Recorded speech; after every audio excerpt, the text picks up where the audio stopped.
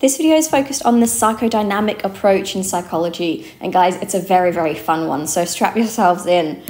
This is a specification. There's a lot of different concepts here. You're going to be experts on each one of them. Remember that any of these key terms could be asked as even a 16 marker, so make sure that you're really, really confident on each of these different aspects, and do ensure that you can confidently tick off each of these items on the learning checklist.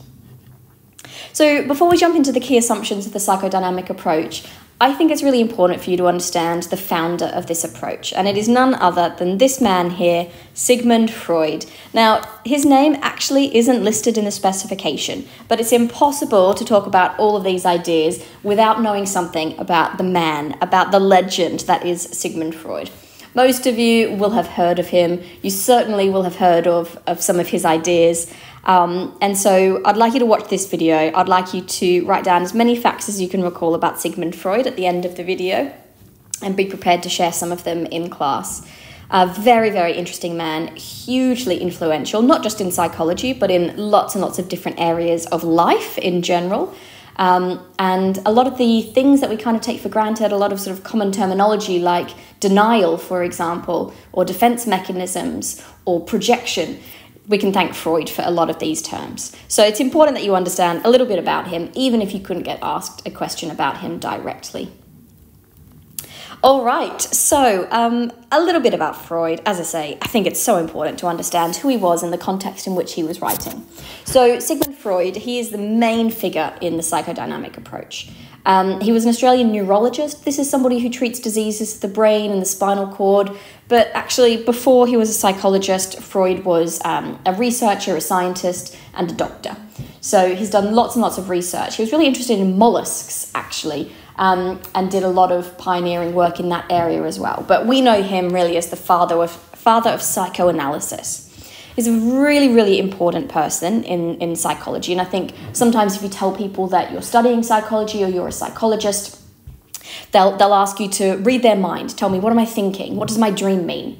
And what they're really talking about here is sort of Freudian psychoanalysis. That's what a lot of people think psychology is, even though it's such a small part of psychology and actually more of a historical part of psychology. We don't really favour Freud's ideas nowadays.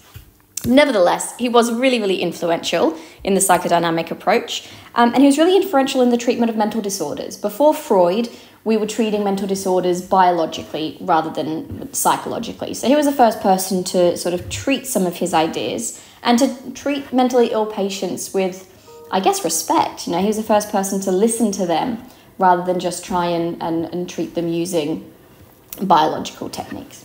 But we'll talk more about that when we look at evaluating the psychodynamic approach. For now, key assumptions of the psychodynamic approach. The key assumption in this approach is that we all have an unconscious mind. We have a conscious mind that we are aware of, but actually the majority of what is happening in our mind is happening below the surface, in our unconscious. Our unconscious stores things which we're unaware of, but this can have a really big influence on our behaviour, and things that are happening below the surface in our unconscious can bubble up and can manifest in different ways. For example, it could be a slip of the tongue. Sometimes you accidentally misspeak, and Freud would argue that that could reveal something that's happening in our unconscious mind. Likewise, dreams were thought to be the royal road to the unconscious. So what's happening in our dreams could be ways of our unconscious mind really kind of sneaking into our behaviour. A second assumption that's crucial to the psychodynamic approach is that we have a personality or a psyche that contains 3 different parts or structures that are in constant flux. Hence the name of this approach, the psychodynamic. Dynamic meaning kind of always changing. And here we've got the changing psyche, our changing personality. So Freud proposed the idea of the tripartite model. Tri meaning 3, of course. We have 3 structures of our personality, the id, the ego, and the superego. And we're going to be looking at the different characteristics of these different elements of our psyche. In short, they each have different needs, and these needs are in conflict with one another. And so this creates a lot of anxiety for us to deal with. And the only way we can deal with this anxiety is through utilizing defense mechanisms. And there are a number of different defense mechanisms. You might have heard of projection, for example, or sublimation, or even suppression of memories. The three that are listed in the specification, so the three that we're going to focus on, are denial, repression, and displacement. And these are ways of dealing with our sort of dynamic unconscious mind and those competing structures of our personality. A third assumption is that early childhood experiences determine adult personality, feelings, and behavior. And this is an idea that we've come across in a number of different areas of the specification. So, for example, authoritarian personality is an example of this assumption. The idea that the type of parenting we receive in childhood can dictate how obedient we are to authority figures later in life. Likewise, some of the ideas of attachment and Bowlby's theory with the internal working model is also based on this psychodynamic assumption, that the attachment type we receive in early infancy can shape the types of relationships that we have later on as adults. So there are lots of examples of this assumption that comes through into modern day psychology. The idea here, and one of the key assumptions, is that early childhood influences later development. And then finally, Freud proposed the idea related to the above, that throughout childhood and into sort of our adolescent years, we progress through stages of psychosexual development. Psychosexual meaning that in each stage of this development, there's a different focus of pleasure. And depending on whether the needs in terms of this pleasure are met or not, that can influence who we are and how we behave in later life. So we'll look more at these psychosexual stages later. You can see them named there. And we'll talk about, the source of pleasure moving from the mouth to sort of the anus and then the genitals later on in development. So as I said, strap yourselves in because this approach is a fun one. Let's start by looking at the role of the unconscious mind in a little bit more detail. So Freud and other psychodynamic theorists propose that we have an unconscious mind which influences our behavior. However, our unconscious mind is not available to us in terms of our awareness of it, right? It's hidden. It's in our unconscious. We can't access it. So our conscious mind is unaware of whatever thoughts or desires or feelings are happening in our unconscious mind. So even though we're not aware of what's happening in our unconscious, some of these feelings and thoughts can bubble up. They can reveal themselves through a number of different ways. The two famous ways are through dreams. I said earlier that Freud thought that dreams were the royal road to the unconscious, and that by analysing the content of somebody's dreams, that could reveal important insights into what might be causing anxieties or what their fears might be, for example. And the other way the unconscious can reveal itself is through Freudian slips. We've all made these mistakes sometimes when you say one thing but you mean your mother. Classic Freudian joke there, which I hope will make sense to you by the end of this video. But it's where you misspeak and you say something that you didn't mean to say, but actually it might reveal something very, very interesting about what's going on in the part of your mind that you don't have conscious access to. Psychodynamic psychologists also believe that in order to keep us from being aware of what's happening in our unconscious mind, we employ defense mechanisms.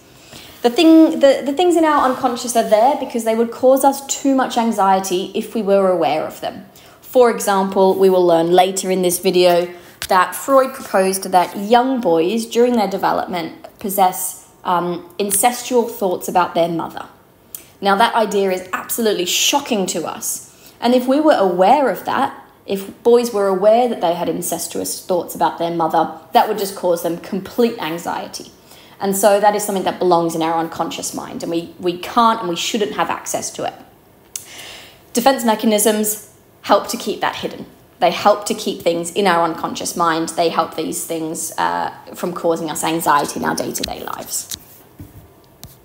So the structure of the unconscious, Freud actually didn't propose this iceberg metaphor, but it's kind of synonymous with Freud now because it provides us a really good illustration of what he sort of meant by the terms conscious, preconscious, and unconscious mind. So if we think about the mind as an iceberg, at the tip of the surface, the small amount that we can actually see, this is our conscious mind. And this is the things that we are aware of. We are aware of our thoughts. We are aware of our perceptions, of what we can see, what we can hear. These sorts of things are known to us. We can direct our attention to them. But this is relatively a small amount of our mental activity. Actually, what constitutes a much larger proportion of our mental activity is our preconscious and our unconscious mind.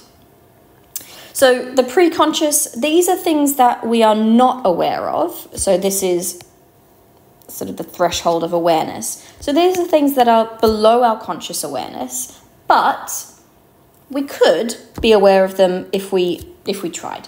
So things like memories, for example, memories of your 5th birthday party. You're not currently thinking about that until I drew your attention to it, and now you are. So these things are stored here in our preconscious mind. We're not always thinking about them, but we could be aware of them if we did just direct our attention to them. More importantly, we have our unconscious mind, and this is well below the threshold for conscious experience. These are things that we are unaware of. These are the things that would cause us anxiety if we were made to be aware of them. So these are lots of different things. It could be feelings of being rejected. It could be experiences of bullying in childhood. It could be phobias. It could be something, I used the example before about the Oedipus complex, that incestuous desire for boys to possess their mother.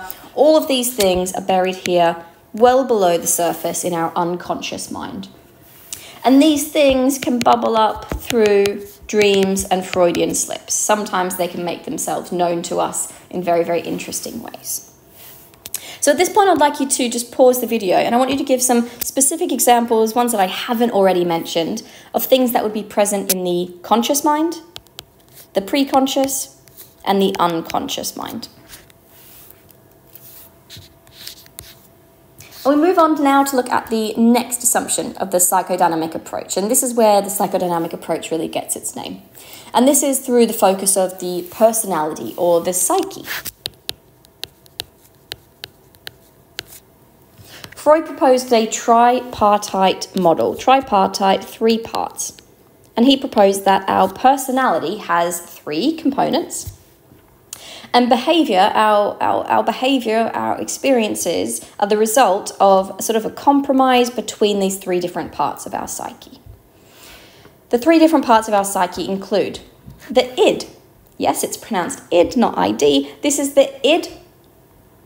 We have our ego, and we have our superego. Each of these 3 parts of our personality are based on a different principle. The id is based on the pleasure principle, the ego, the reality principle, and the superego, the morality principle.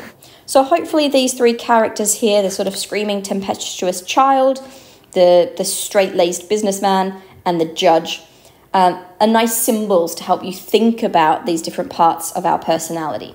Freud didn't use these characters, so of course I don't want you to refer to them as the child or the judge, but these are useful pictorial representations just to help you remember.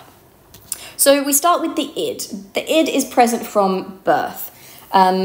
Freud famously described children as bundles of id. And if we think about a child, if we think about a baby doesn't have any sense of right and wrong. They don't have any moral sense. They don't really have any awareness of their obligations in society. They are simply just based on seeking things that bring them pleasure and avoiding things that bring them pain. And they will kind of do whatever they can to satisfy these urges. If they're hungry, if they're seeking pleasure from food, they will cry and demand it. If they want to avoid pain, so if they are too hot or too cold, again, they will scream until they are relieved of that pain.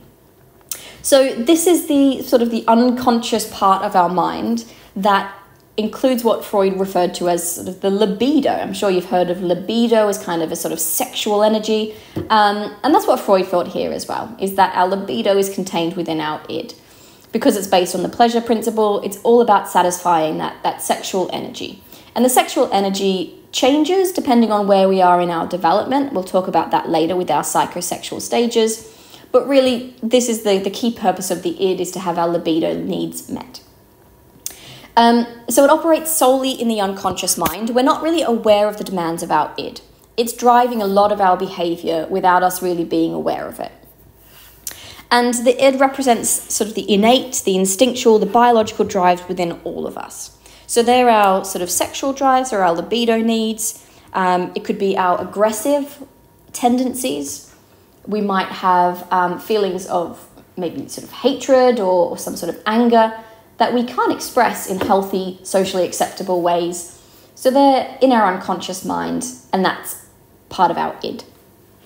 So I think using sort of the devil on the shoulder or the screaming child who always just demands what they to get what they want, stomps their feet if they don't get it, that's our id.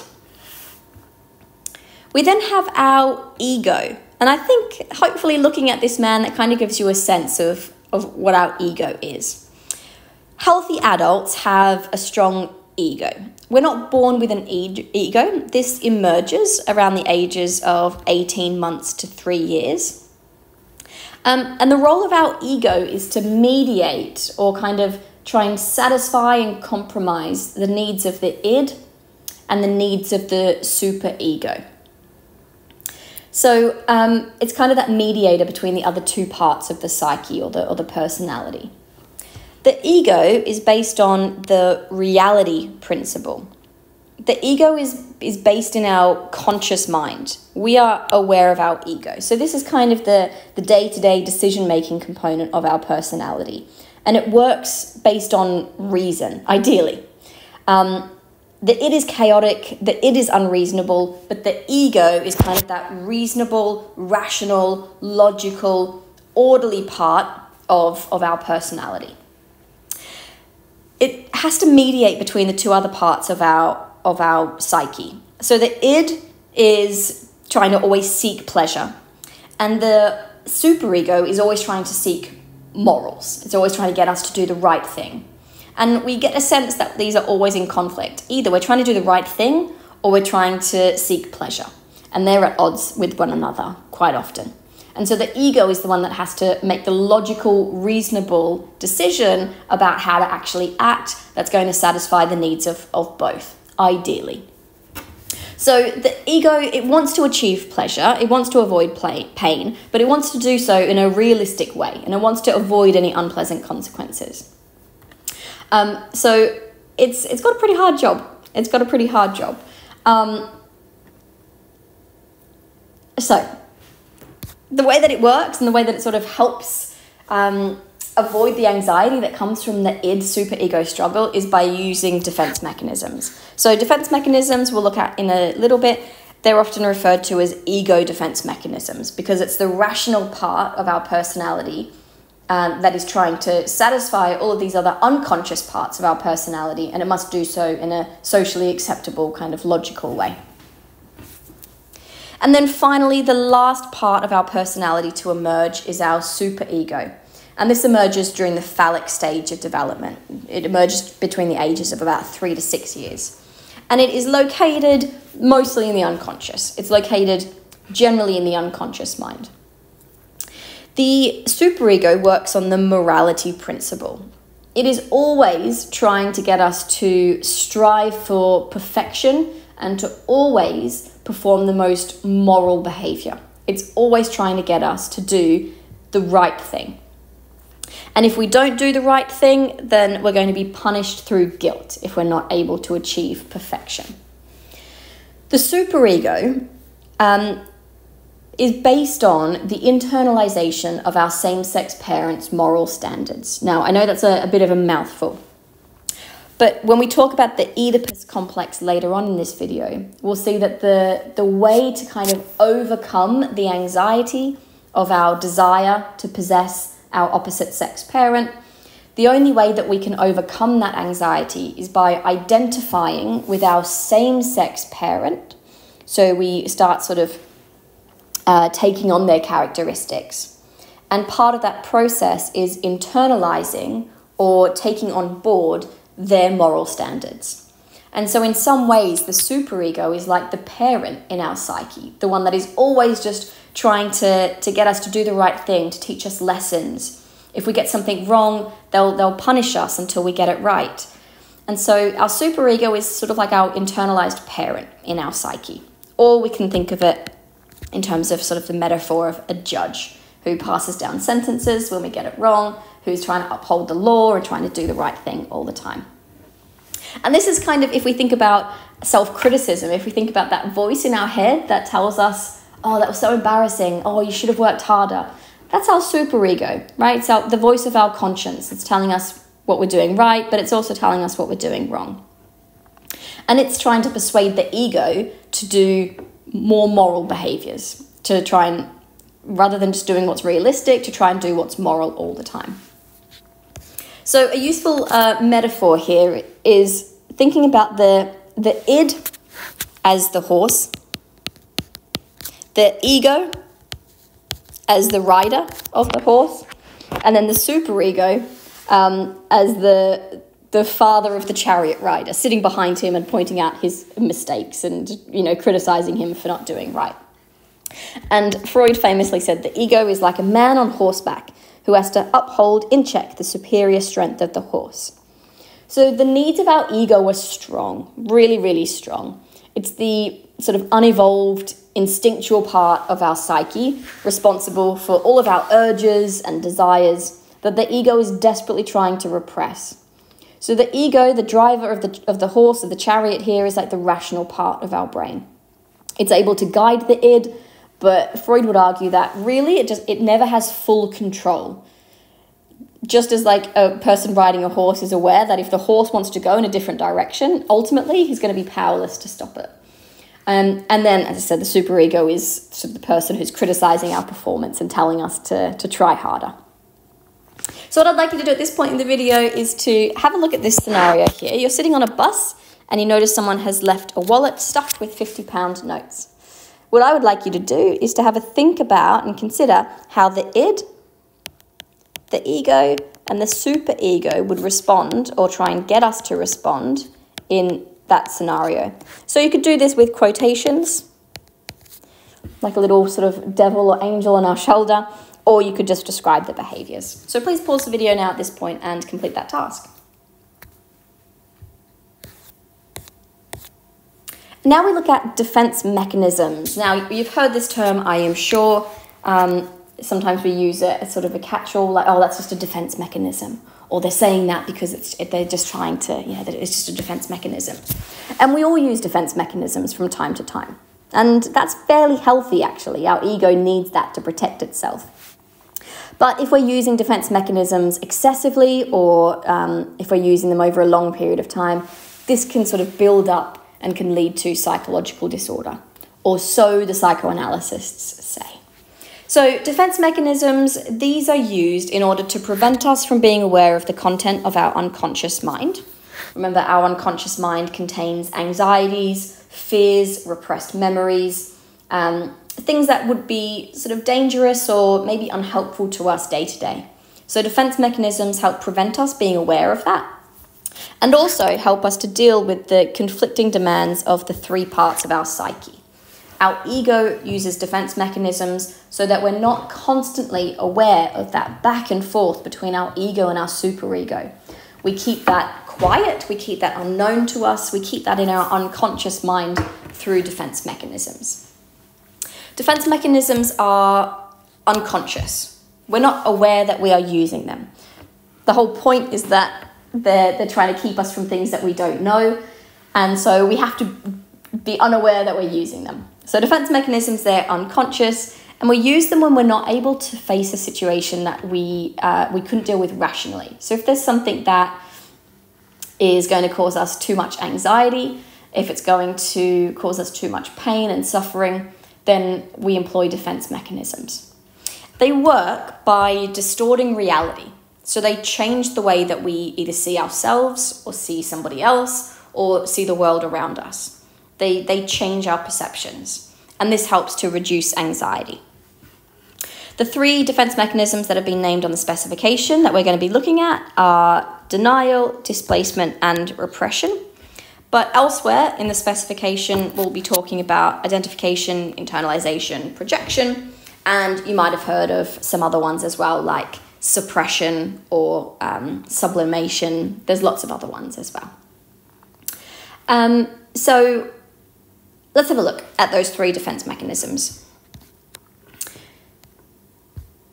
This is a useful picture to kind of illustrate, I think, what defense mechanisms ultimately try and do, in that it helps us to kind of bury our head in the sand a little bit. It helps us to not be aware of those things that are happening in our unconscious that might be too painful to acknowledge.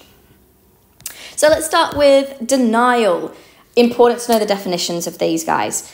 This is unconsciously refusing to believe something because it would be too painful to acknowledge the reality.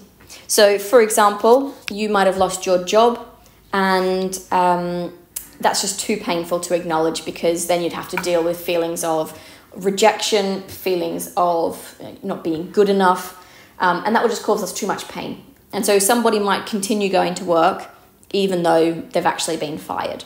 That's a pretty extreme example, but it could be somebody just, telling themselves a story that just simply isn't true. Somebody's partner might be cheating on them, and all the signs might be clear as day, but they tell themselves a totally different story to try and excuse those behaviors, because actually confronting the fact that they're being cheated on is way too painful. It's better for them. It's safer for them to not acknowledge that. So denial is refusing to believe something because it would be too painful to acknowledge the reality. The next defense mechanism is repression. Repression. Not to be confused with suppression, which Freud also wrote about. And this is forcing a distressing memory from the conscious mind. So this could be something like not remembering a traumatic fight with a partner. It could be not remembering a really, really embarrassing situation that happened to you when you were younger. Other people might remind you of it, and you genuinely, you have no recollection of it. So repression, forcing a distressing memory from the conscious mind. And then we have displacement. We've learned about displacement actually in memory, when we looked at information kind of being pushed aside. Similar, but a little bit different here in terms of defense mechanisms.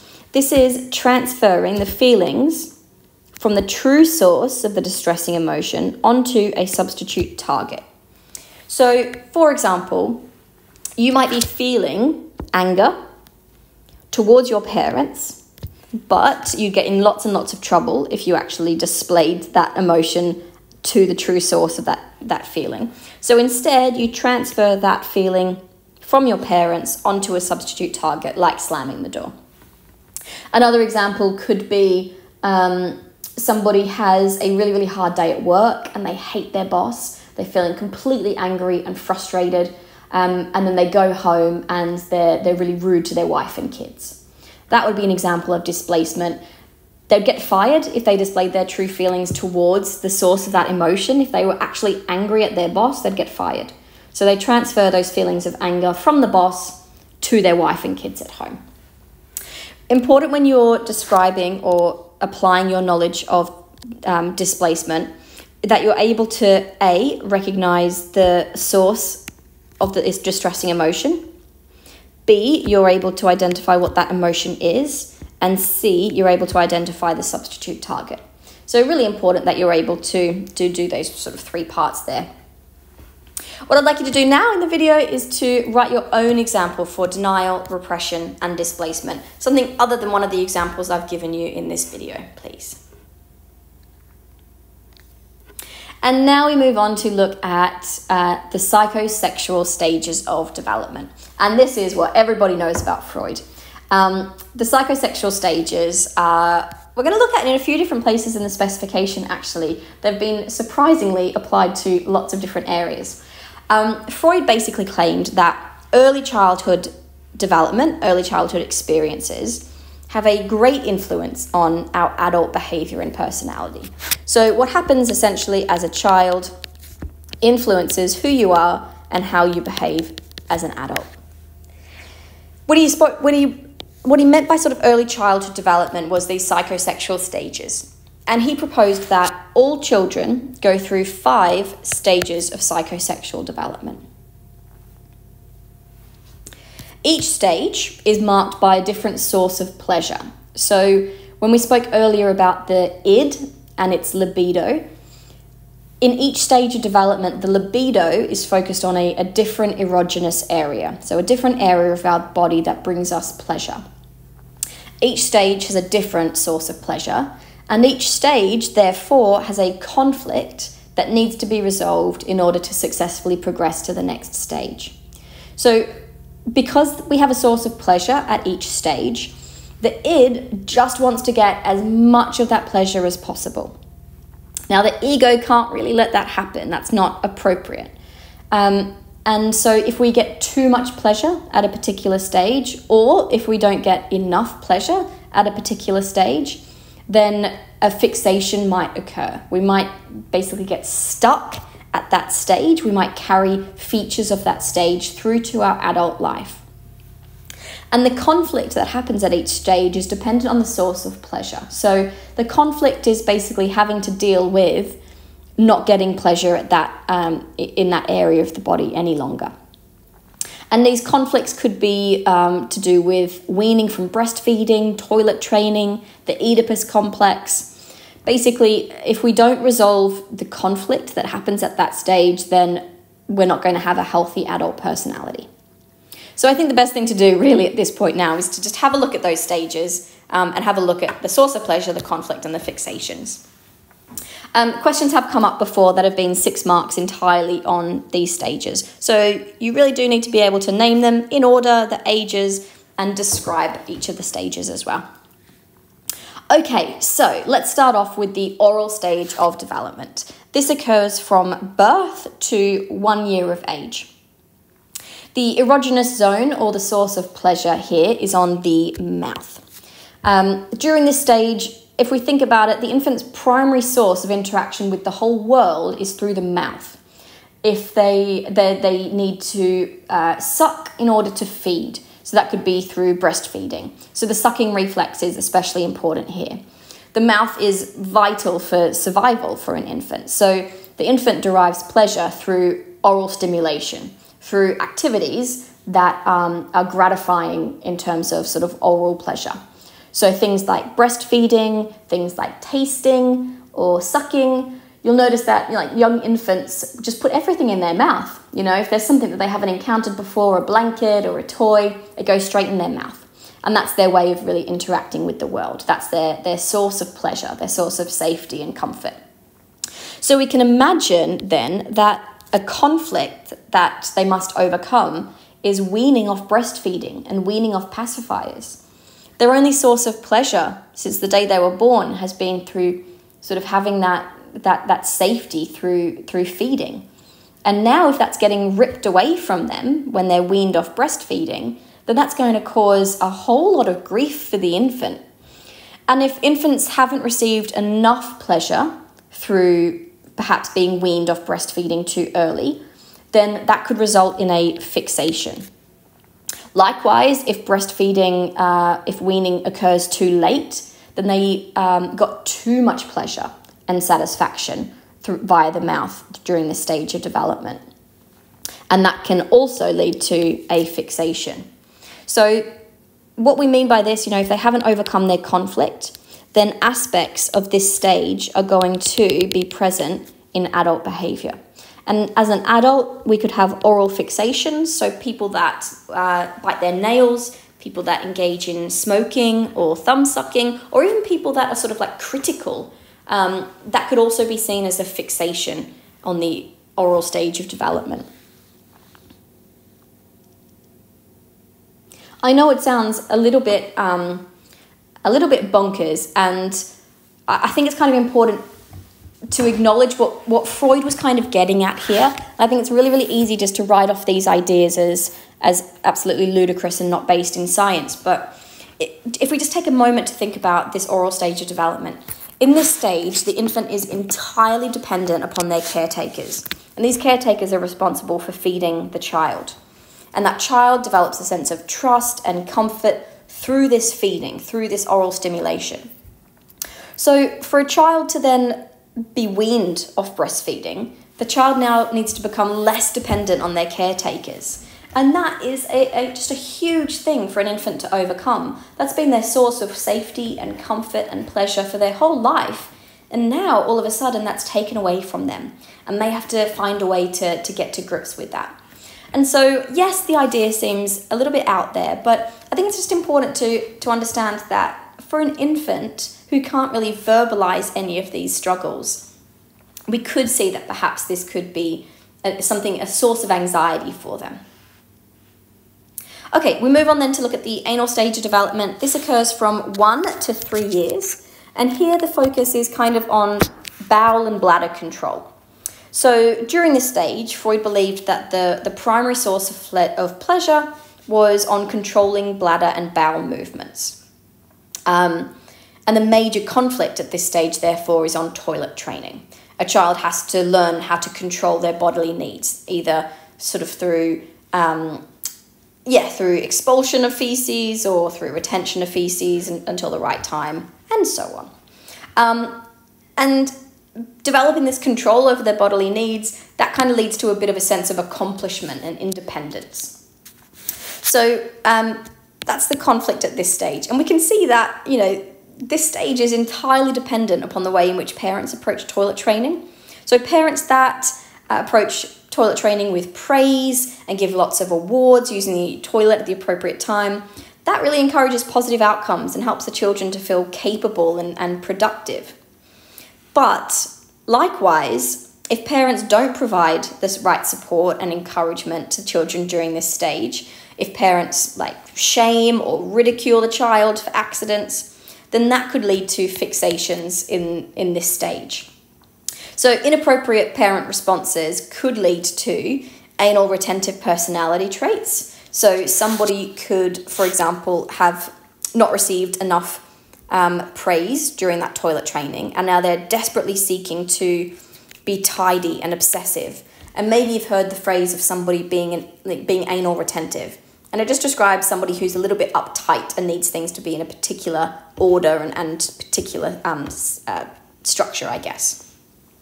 And that could be because of inappropriate toilet training from their parents when they were younger. So Freud says. Likewise, it could lead to an anal expulsive personality type, which is, I guess, the opposite, which is where they tend to be disorganized and messy and might just blurt things out all the time. And that could be because parents have taken a really lenient approach to toilet training. Take from that what you will. The next stage is the phallic stage. During this stage of development, between the ages of sort of 3 to 6 years, the source of pleasure is on the genitals. So the id's libido here is focused on the genitals. And at this stage, children start to kind of develop or start to discover the differences between males and females. Interesting things happen at this stage according to Freud. And this is where we get the idea of the Oedipus complex and the Electra complex. Boys go through the Oedipus complex, girls go through the Electra complex. These come from Greek stories. We'll look at the Oedipus and Electra complexes in a little bit more detail next. But essentially what is happening here is that young children develop incestual desires for their opposite sex parent. So boys want to sexually possess their mothers and girls want to sexually possess their fathers. They obviously realise that this isn't possible and they start seeing their same-sex parent as a rival for their opposite sex parent's affection. So boys see their dads as a rival, girls see their mums as a rival. Obviously, this is causing immense anxiety, and this is all happening in our unconscious mind. So in order to deal with this, we employ defense mechanisms, and part of that involves internalizing our same-sex parent's superego, and so this is where the superego begins to develop. I know, it's a lot. It's a lot. Anyway, there can be some fixations here. There could be phallic fixations for girls, and boys might become aggressive or sort of narcissistic. All right, the latency stage of development. This is kind of 6 years to puberty, around about 12 years old, but to puberty. And here, actually, sexual feelings are inactive. The libido is dormant at this stage. During this stage, the superego is continuing to develop, and actually the id is more or less repressed at this stage. So this is a bit of a period of sexual calm. And here, actually, the focus is on children developing social skills, developing relationships with their peers and adults, developing hobbies and other interests, focusing on school and that sort of thing. So there's no real conflict at this stage. We're not really likely to get fixated on this stage. And then finally, we have the genital stage, and this is from puberty to death, typically 12 years plus. And the onset of puberty, this causes the libido to become active once again. So in this stage, the person has a really strong sexual interest in adult sexual relationships. And if the other stages have all been completed successfully, then that should mean that individuals are well balanced, they're warm, they're caring, and they're able to engage in sort of healthy adult relationships. And that's kind of the conflict at this stage. If there have been any unresolved conflicts earlier, then this might manifest in difficulties with adult relationships at this stage. Freud thought that this is where sexual perversions and fetishes and things like that come from. But we are not, unsurprisingly, going to go into that in too much detail. Okay, so there's a lot here. There's a lot to take in. There are many, many, many videos online that I would recommend you watching, maybe not around your parents because it's a bit of an awkward one.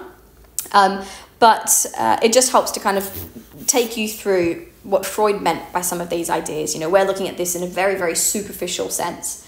But I do encourage you to delve into it in a little bit more detail just to understand where Freud was coming from.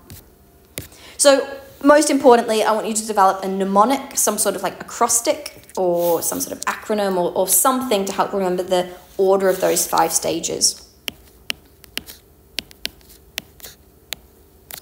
Old age pensioners love golf is one. I'd like you to come up with one of your own, please. And now, finally, we look at the last little bit. This isn't listed on the specification. You will not get a question specifically about the Oedipus complex, but you can't be psychologists learning about Freud without knowing about it. So please watch this video, and then we'll come back and we'll talk all about the Oedipus complex. So the Oedipus complex is based on an old Greek story. Basically, Oedipus was a boy that was born, but a prophecy told his parents that one day Oedipus would kill his father and would bear children with his mother. So in order to make that prophecy not come true, they basically sent him away to the mountains. Unfortunately, this was the beginning of the prophecy because Oedipus went in search one day to find out who his real family were, met his father on the road, killed his father. Then he ended up at the town, he solved a riddle, and his reward was therefore marrying the queen, who was his mother. So he married his queen, he married the queen, his mother, they had children together, and then it was, classic Greek tragedy, where mother kills himself, Oedipus gouges out his eyes when he realizes what's happened, and so on. So a fun story. The Greeks loved their stories, didn't they? But that's where we get the name the Oedipus complex. Basically, the Oedipus complex is what's happening in the phallic stage of development. For boys, I'm sorry about the stereotypical colours here. For boys, they develop a sexual desire for their mother. So they want to possess her, they want to engage in an incestuous relationship with her, and they see their father as a rival for her affections. So basically they develop thoughts of killing their father in order to have a relationship with their mother. This gives them lots of anxiety because they realize that if their father was to find out about their desire for their mother and desire to kill him, that he would be castrated. So basically he would have the means to possess his mother removed. So they develop castration anxiety. Now this is all happening in the unconscious mind. The young boy isn't really aware of this, but nevertheless it is causing him anxiety. In order to resolve this, we need to use ego defense mechanisms. In this case, we're using repression to sort of to bury or to put out of the conscious mind these sexual feelings. We use identification, and this is where the child kind of looks to emulate and looks to kind of copy and be like his father. And part of that involves internalizing, so taking on board his father's super ego. And this is where the superego develops as a result of our overcoming of the Oedipus complex. We take on board our same-sex parents' moral standards. They become like the parent or the judge on our shoulder, always getting us to do the right thing. So that's the Oedipus complex. Freud used the Little Hands case study to support this. And there's a task for you to do on the next slide regarding this. The Electra complex for girls is kind of similar in that girls develop sexual feelings for their father. They want to possess their father. And they realize that they don't have a penis in order to possess him. And they blame their mother for not having a penis. So they develop this sort of hatred of their mother. And they also develop penis envy. They develop this sort of sense of loss, that they don't have something. And they blame the mother for this castrated state. Obviously, this is unacceptable to our conscious mind, so young girls resolve this anxiety again by using defense mechanisms. In this case, they substitute their desire for a penis for the desire for a baby. Yes, not misogynistic at all. They use repression to kind of bury the feelings towards their mother. They identify with their same-sex parent, their mother, and they internalize her superego. So the end result for boys and girls is the same. It just comes about in a slightly different way. Freud thought that penis envy was never fully resolved, and so women somewhat are always fixated on this stage, and therefore he believed that women have a less developed superego and a less developed sense of morals than boys.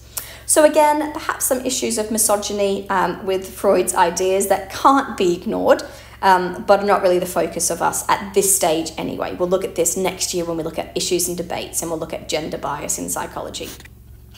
For now, please, I'd like you to read the case study of Little Hands.